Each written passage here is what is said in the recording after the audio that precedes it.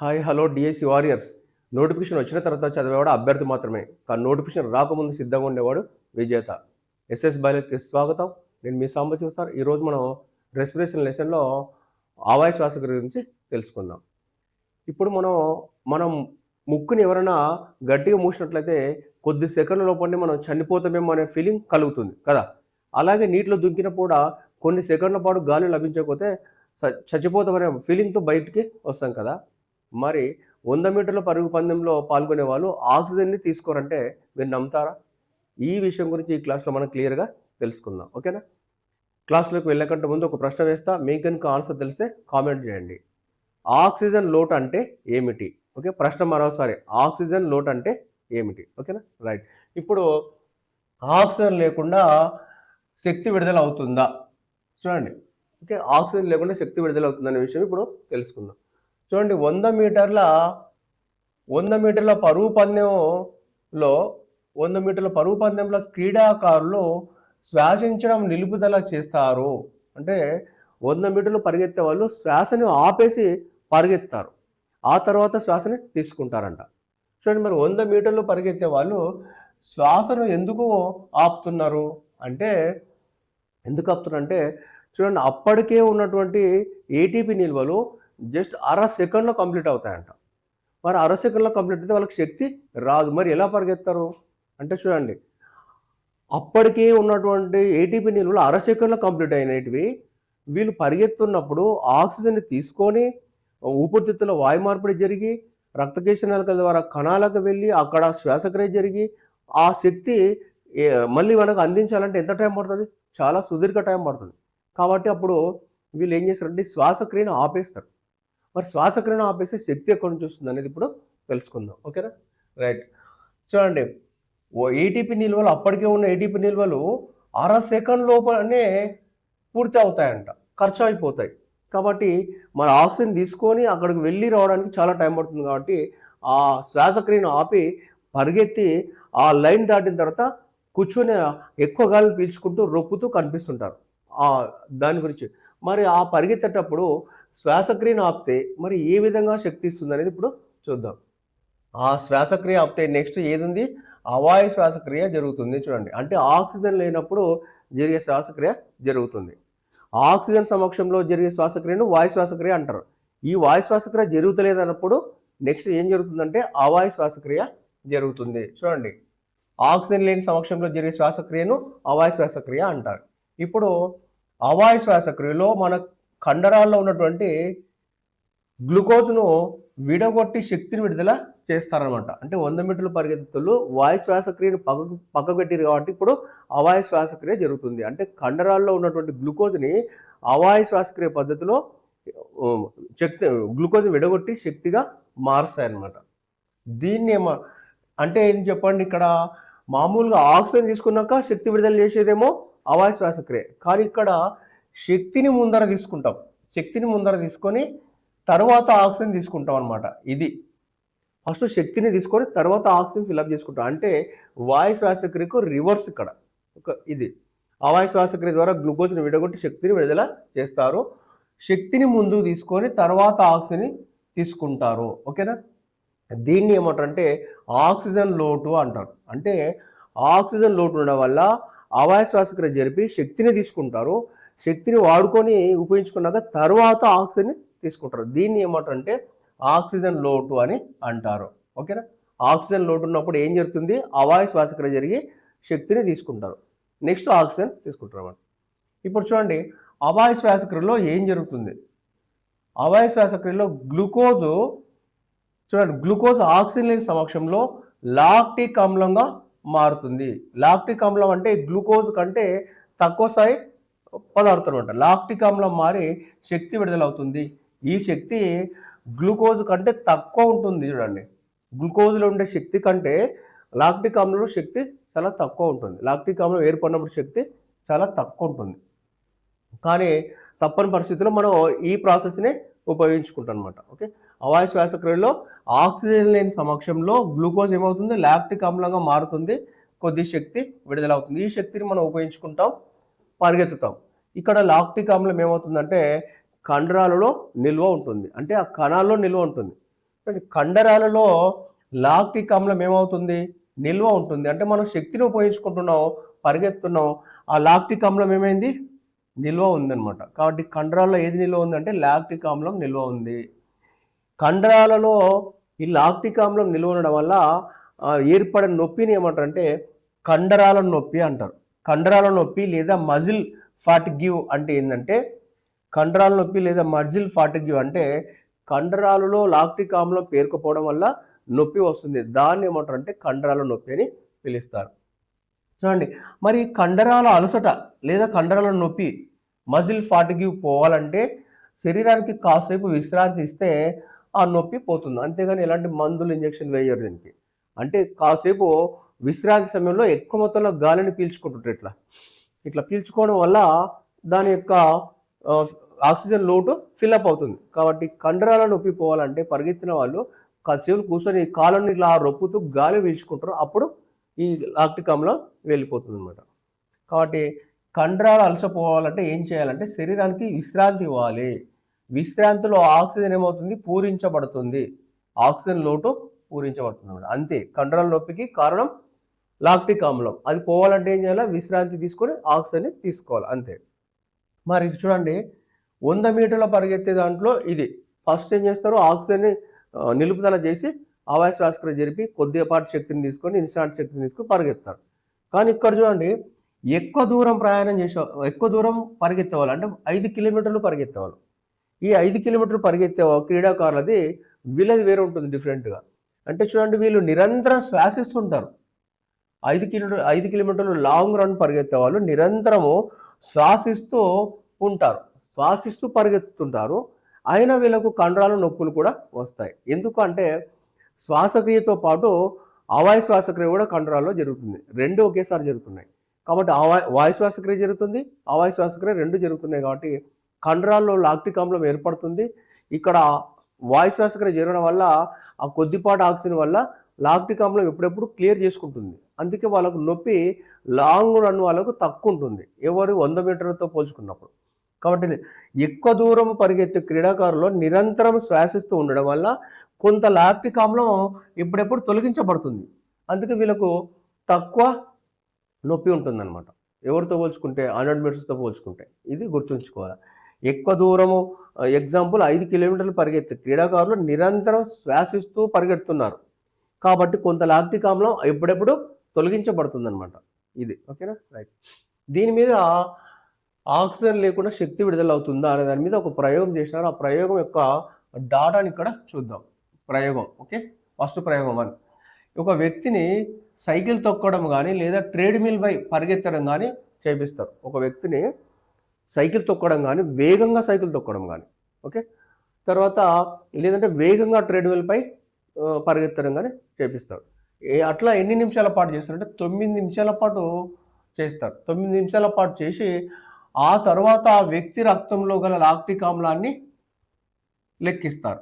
చూడండి ఎన్ని నిమిషాలు, 9 నిమిషాల పాటు వేగంగా పరిగెత్తించడం లేదా ట్రెడ్మిల్ పై వేగంగా సైకిల్ తొక్కించి ఆ వ్యక్తి యొక్క రక్తంలో నమూనాను తీసుకొని అందులో లాక్టిక్ ఆమ్లం స్థాయిని కొలుస్తారనమాట, లెక్కిస్తారు. ఇప్పుడు చూడండి, దానికి ఎక్స్ అక్షం పైన ఏం తీసుకుంటారు అంటే కాలాన్ని తీసుకుంటారు. ఎక్స్ అక్షం పైన కాలం నిమిషాలలో కొలుస్తారు. ఇక్కడ గంటలలో కాదు, సెకండ్లో కాదు, ఓకే, నిమిషాలలో అనమాట.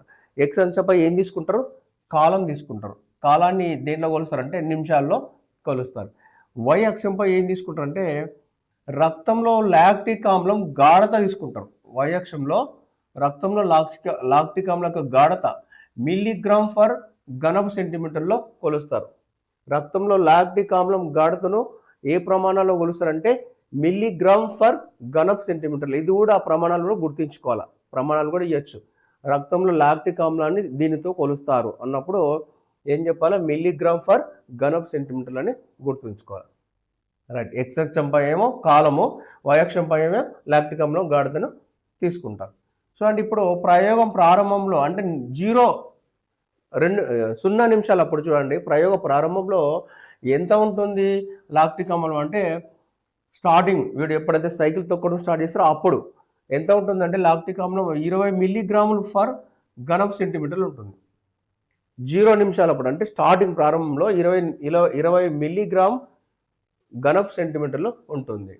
ఇప్పుడు ప్రాసెస్ స్టార్ట్ చేసినాక 10 నిమిషాలప్పుడు అంటే ఇతను సైకిల్ తొక్కడం ప్రారంభించినాక 10 నిమిషాలప్పుడు అంటే 9 నిమిషాలలో అయిపోయింది. ఇప్పుడు 10 నిమిషాలప్పుడు చూస్తే చూడండి ఎంత ఉందంటే 80 మిల్లీగ్రామ్ ఫర్ ఘనపు సెంటీమీటర్లు ఉంది. పరిగెత్తడం లేదా సైకిల్ తొక్కడం అయిపోయిన నెక్స్ట్ నిమిషమే 10 నిమిషాలప్పుడు చూస్తే 80 మిల్లీగ్రామ్ ఫర్ ఘనపు సెంటీమీటర్లు ఉంది. చూడండి 0 నిమిషాలప్పుడు 20 ఉంది, 10 నిమిషాలప్పుడు 80 మిల్లీగ్రామ్ అంటే 60 మిల్లీగ్రాములు ఎక్కువ పెరిగింది. ఇది గుర్తుంచుకోవాలి. నెక్స్ట్ చూడండి 10 నిమిషాలప్పుడు 80 మిల్లీగ్రామ్ ఘనపు సెంటీమీటర్లు ఉంటే 14 నిమిషాలప్పుడు అక్కడ 15కి దగ్గర ఉంది కాబట్టి 14 అని నేను అనుకున్నా. ఓకే, 14 నిమిషాలప్పుడు 100 మిల్లీగ్రామ్ ఫర్ ఘనపు సెంటీమీటర్లు ఉంది. అత్యధికంగా ఉంది కాబట్టి అత్యధికంగా లాక్టిక్ ఆమ్లం ఎన్ని నిమిషాలప్పుడు ఉందంటే మనం 14 నిమిషాలను గుర్తుంచుకోవాలి. ఒకవేళ 14 నిమిషాలు ఇవ్వకుండా 15 ఉంటే మనం అది పెట్టాలి, ఎందుకంటే అక్కడ పక్కల ఉంది కాబట్టి అత్యధికంగా లాక్టిక్ ఆమ్లము ఎన్ని నిమిషాలప్పుడు పేరుకుంటుందంటే 14 నిమిషాలు ఉంటే, ఆడ 15 ఉంటే 15 పెట్టాలన్నమాట. కాబట్టి ఇది గుర్తుంచుకోవాలి. 14 నిమిషాలు లేదా 15 నిమిషాలప్పుడు ఎంత ఉంటుందంటే 100 మిల్లీగ్రామ్ ఫర్ ఘనపు సెంటీమీటర్లు లాక్టిక్ ఆమ్లం ఉంది. ఓకేనా, రైట్. ఇప్పుడు చూడండి ఇంకా రన్నింగ్ అయిపోయింది. 14 నిమిషాల తర్వాత 14 నిమిషాల నుంచి 15 నిమిషాల వరకు వేగంగా తగ్గుతుంది.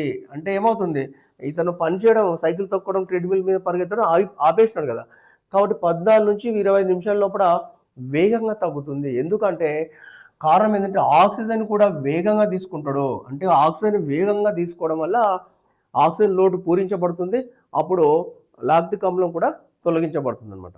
అందుకొరకు 14 నుంచి 25 నిమిషాల వరకు వేగంగా లాక్టిక్ ఆమ్లం తగ్గిపోతుంది. కారణం ఏంటంటే వేగంగా ఆక్సిజన్ తీసుకోవడం వల్ల లాక్టిక్ ఆమ్లం కూడా వేగంగా తొలగించబడుతుంది. తర్వాత చూడండి స్టార్టింగ్ మనం పరిగెత్తినప్పుడు మొదట్లో తీసుకున్నంత గాలి తర్వాత తగ్గిస్తాం మనం కదా. అట్లా చూడండి 25 నిమిషాల నుంచి 60 నిమిషాల వరకు శ్వాస ఏమంటుంది, ఇది లాక్టిక్ ఆమ్లం నిదానంగా తగ్గుతుంది. చూడండి ఇప్పుడు 25 నిమిషాల నుంచి 60 నిమిషాల వరకు సుమారు 35 నిమిషాల పాటు లాక్టిక్ ఆమ్లం నిదానంగా తొలగించబడుతుంది.